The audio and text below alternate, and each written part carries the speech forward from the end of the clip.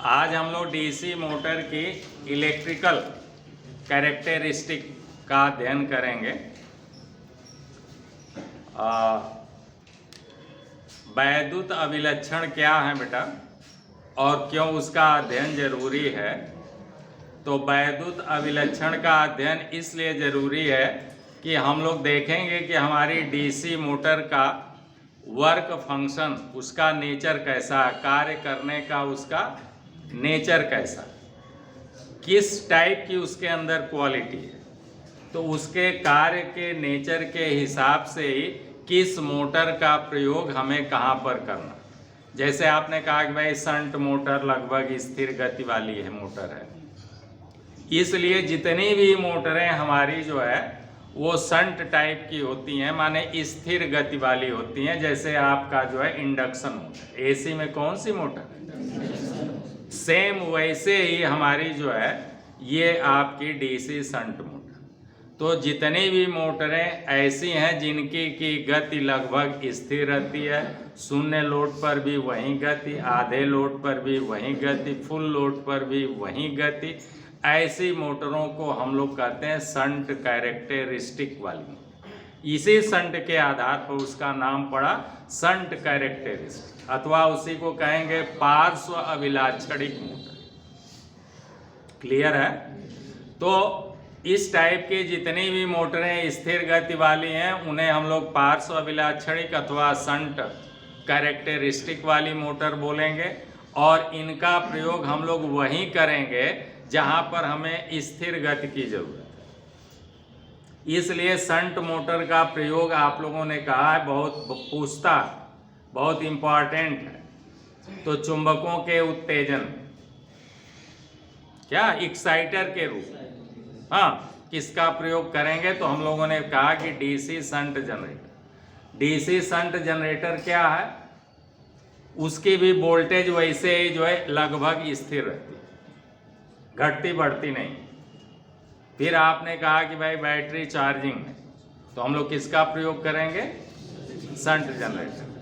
तो ऐसे जगह पर वैसे ही हमारी ये मोटर भी है, क्योंकि आपने पढ़ा है कि डीसी जनरेटर ही डीसी मोटर, तो डीसी शंट जनरेटर ही डीसी शंट मोटर है, डीसी सीरीज जनरेटर ही डीसी सीरीज मोटर है। तो सब बनावट संरचना एकदम सेम है, सब कुछ वैसे ही है। बस जहाँ से हम लोग बेटा सप्लाई ले जा रहे थे बाहर, तब वो जनरेटर बोला जा रहा था। अब उसी टर्मिनल से यदि डीसी सप्लाई डाल दें तो वो जनरेटर से हो जाएगा मोटर। तो जैसे हमारे शंट जनरेटर का वोल्टेज स्थिर रहता है, वैसे ही हमारे शंट मोटर की गति स्थिर रहती है। इसलिए स्थिर वाले कार्यों में प्रयोग करेंगे। और ऐसी मशीनों का, मोटरों का नाम पड़ गया शंट कैरेक्टरिस्टिक वाली मोटर। अब वैसी आपकी एसी इंडक्शन मोटर भी है। दूसर का सीरीज मोटर है। अभी आपने देखा कि सीरीज मोटर का टार्क बहुत उम्दा है और बिना लोड के अनंत गति, यानी लोड कम होने पर गति बढ़ने लगती है और लोड डालने पर गति घटने लगती है, और लोड अगर जीरो कर दिया जाए तो गति भयानक रूप से अनंत की ओर भागने लगती है। तो ऐसी मोटरें जिन पर बेटा लोड डालने पर उनका गति कम हो जाए और लोड कम करने पर गति बहुत बढ़ने लगे और लोड शून्य कर देने पर गति अनंत की ओर भागने लगे, ऐसी मोटरों को हम लोग कहेंगे श्रेणी अभिलाक्षणिक मोटर, सीरीज कैरेक्टरिस्टिक मोटर। तो ऐसे मोटरों का प्रयोग हम लोग वहाँ पर करेंगे जहाँ पर पहले लोड जुड़ गया हो, उसके बाद मोटर को चलाना हो। ऐसा नहीं है कि पहले मोटर स्टार्ट कर लो तब पुली पट्टा चढ़ाओ, पहले लोड जोड़ो फिर मोटर चलाना। नहीं तो जैसे ही आप मोटर ऑन करेंगे तैसे उसका स्टार्टिंग टार्क आईए के वर्ग के समानुपाती। आईए अगर 7 गुना ज़्यादा ले लिया तो 7 का वर्ग 49 गुना अधिक टार्क बढ़ जाएगा और सब वाइंडिंग बाहर निकल आएगी स्लॉटों से, सेंट्रीफ्यूगल फोर्स के कारण, बल के कारण मोटर जल जाएगी। तो इसलिए जो है हम लोग ऐसी मोटरों का प्रयोग जो है लिफ्ट में, क्रेन में, हाइस्ट में, ट्राम में, ट्रॉली में, ऐसे जगहों पर करते हैं जहाँ पर कि पहले सवारियाँ बैठ जाती हैं, फिर उसके बाद जो है मोटर चलती है जीरो वेग से, उसे फिर खींचना शुरू करेगी, ट्राम को, ट्रॉली को, लिफ्ट को, ऐसे, ठीक है, संकर्षण वाले कार्यों में, ट्रैक्शन वाले कार्यों। तो इसलिए सारी मोटरों का ऐसे इलेक्ट्रिकल कैरेक्टरिस्टिक को जानना जरूरी है, उनका अध्ययन करना जरूरी है, तब हम लोग उसकी जब इलेक्ट्रिकल विशेषताएं जान जाएंगे बेटा, तब हम लोग फिर किस मोटर का प्रयोग कहाँ पर करना है, किस मोटर का प्रयोग कहाँ माने उचित होगा, कहाँ अनुचित होगा, इन बातों का हम लोग को जब संज्ञान रहेगा तब मोटर का प्रयोग हम लोग सही जगह पर कर पाएंगे, ठीक है ना। तो आज हम लोग देखते हैं इलेक्ट्रिकल कैरेक्टरिस्टिक।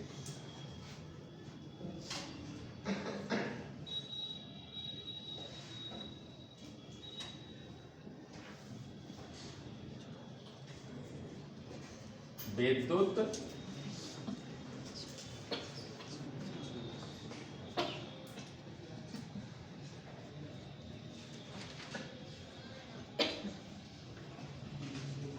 डीसी मोटर का कौन सा, हाँ, तो ये 3 प्रकार का इलेक्ट्रिकल कैरेक्टरिस्टिक का क्यों अध्ययन जरूरी है, सारी बातें हो क्लियर हो गया। अब आप लोग बता लेंगे कि विभिन्न कार्यों के लिए बेटा भिन्न भिन्न प्रकार की मोटरों का हमें प्रयोग करना होगा, तो उसके लिए हमें उसका जो है वैद्युत अभिलक्षण का अध्ययन करना जरूरी है, उसके विषय में जानना जरूरी है। तो आगे लिख लें बेटा, ये कैरेक्टरिस्टिक 3 प्रकार की है। कितने प्रकार की? 3 प्रकार की है। पहला आपने लिखा गति अभिलक्षण, पहला, हाँ, गति अभिलक्षण को कहेंगे स्पीड कैरेक्टरिस्टिक। क्या कहेंगे? Speed characteristic.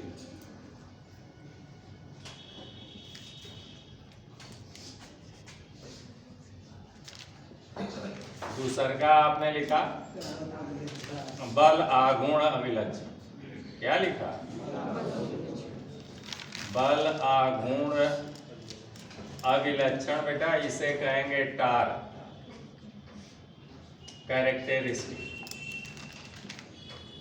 तीसरा का आपने लिखा यांत्रिक अभिलक्षण। क्या लिखा?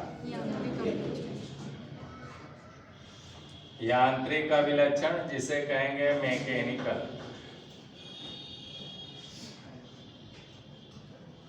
Mechanical characteristic. अब हम लोग देखते हैं गति अभिलक्षण। पहले क्या देख लें? गति अभिलक्षण।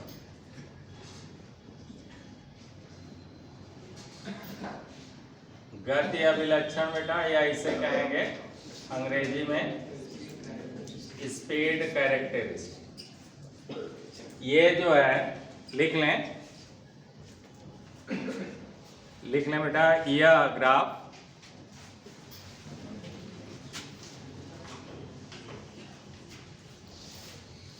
ग्राफ बेटा या आरेख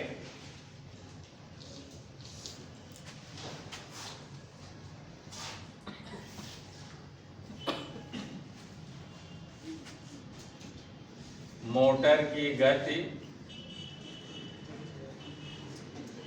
या आर्मेचर की गति बेटा कैपिटल N व आर्मेचर धारा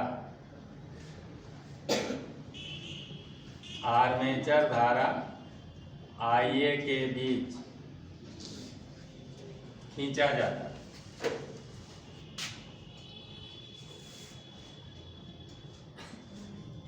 जाता है। इसलिए इसे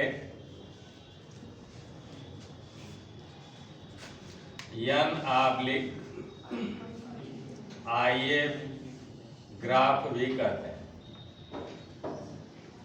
या n/ia अभिलक्षण भी कहते हैं।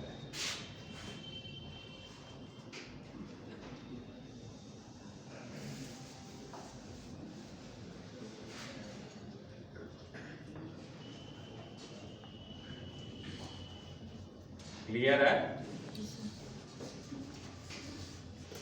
बोलिए भाई। अब इसे हम लोग खींच देते हैं।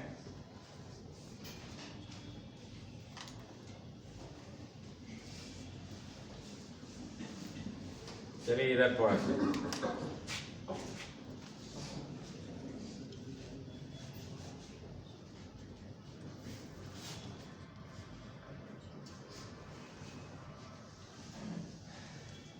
इधर हो गई आर्मेचर धारा आई, और एम्पियर में हो गई, किसमें हो गई?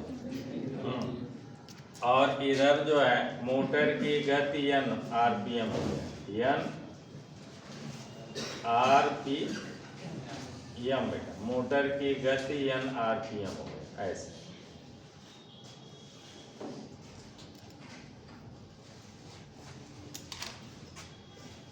ये क्या है? मोटर की गति है n आरपीएम। ये क्या? आर्मेचर धारा आई।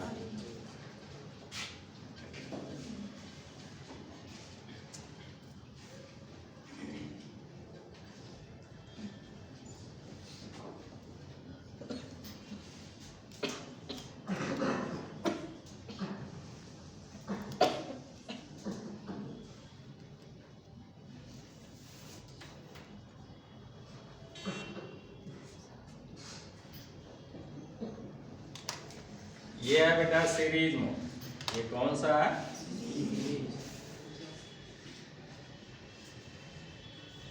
ये हो गया सीरीज मोटर। ये हो गया कंपाउंड मोटर।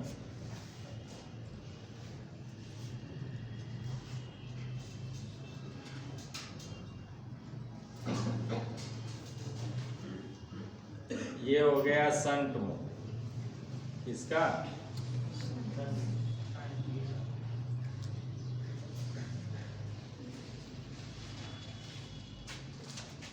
और ये हो गया आपका डिफरेंशियल मोटर।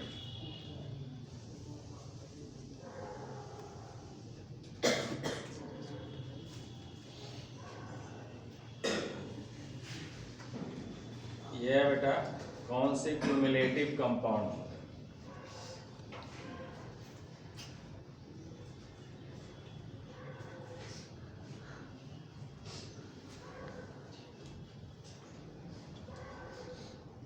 ऐसा ग्राफ प्राप्त होता है।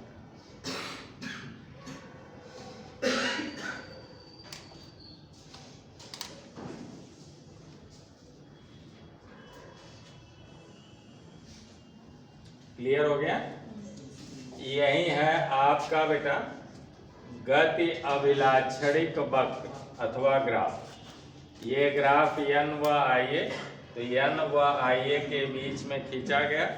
इसमें आपको मोटर दिखाई गई, सीरीज मोटर की। आप देख रहे हैं गति बहुत धड़ाम से गिर रही। यहाँ गति बेटा मान लीजिए कि 0 है। यहाँ जो है 100 आरपीएम है, यहाँ 200, यहाँ 300, यहाँ 400, मान लीजिए यहाँ 500 आरपीएम है। तो 500 आरपीएम से सीधे जो है 100 आरपीएम पर आ रही है, 50 आरपीएम पर आ रही है, जैसे कि धारा आई बढ़ रही है। बोलिए ना भाई। यहाँ मान लीजिए बेटा 5 एम्पियर है, फिर ये हो गया 10 एम्पियर, ये हो गया 15 एम्पियर, ये हो गया 20 एम्पियर, ये हो गया 25 एम्पियर, ये हो गया 30 एम्पियर, ये हो गया 35 एम्पियर। किसमें है? एम्पियर। धारा आर्मेचर धारा। और गति किसमें है? आरपीएम में। यहाँ मान लीजिए कि बेटा 100 आरपीएम, यहाँ हो गया 200 आरपीएम, यहाँ हो गया 300 आरपीएम, यहाँ हो गया 400 आरपीएम, यहाँ हो गया 500 आरपीएम, यहाँ हो गया 600 आरपीएम, यहाँ मान लीजिए हो गया 700 आरपीएम। तो देखिए 700 आरपीएम से घट के 100 पर आ गए सीरीज में। क्यों? क्योंकि जैसे ही हम लोग लोड बढ़ाते हैं बेटा, मोटर पर लोड बढ़ाएंगे आर्मेचर धारा बढ़ जाएगी।